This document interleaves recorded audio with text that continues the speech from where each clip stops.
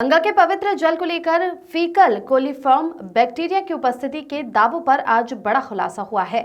पद्मश्री वैज्ञानिक डॉक्टर अजय सोनकर ने अपनी प्रयोगशाला में गंगा जल को लेकर कई महत्वपूर्ण निष्कर्ष निकाले हैं। इसके अलावा लाखों श्रद्धालुओं के सामने वैज्ञानिक ने गंगा जल पीकर भी दिखाया।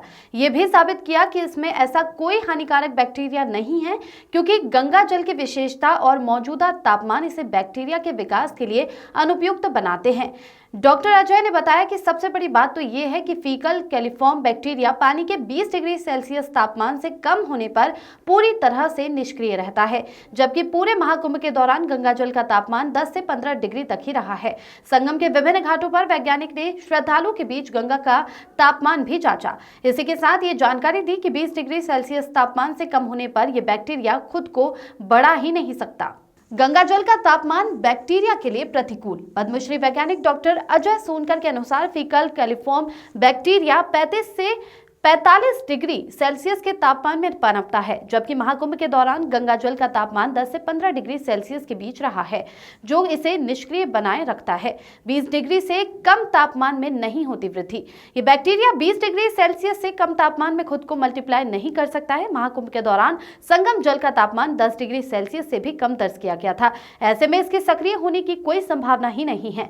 गंगा की शुद्धता पर कोई संदेह नहीं। गंगा जल अपने विशेष गुणों के साथ सदियों से शुद्ध माना जाता है। वैज्ञानिक तथ्यों के आधार पर यह स्पष्ट है कि मौजूदा ठंडे जल में फीकल कोलीफॉर्म जीवित रहना संभव नहीं है। डॉक्टर अजय सोनकर ने कहा कि गंगा जल स्नान व आचमन के लिए पूरी तरह से उपयुक्त है। इसके अलावा यह गंगा जल हमारे शरीर के विभिन्न रोगाणुओं को ठीक करने में भी मदद करता है। फीकल कोलीफॉर्म जो बैक्टीरिया होती है, फीकल कोलीफॉर्म बैक्टीरिया का इंक्यूबेशन, ये इंटेस्टाइनल बैक्टीरिया होती है और इसका इंक्यूबेशन टेम्परेचर 35 डिग्री से 45 डिग्री टेम्परेचर होता है।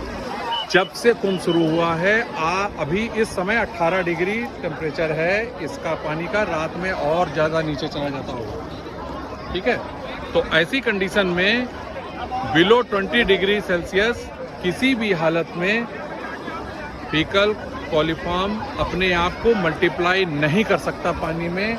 ये कहना कि जब हमने वाटर सैंपलिंग की इसके अंदर 54,100 होना चाहिए था, 54,000 नंबर्स हमें फीकल कोलीफॉर्म के मिले, ये पॉसिबल ही नहीं है।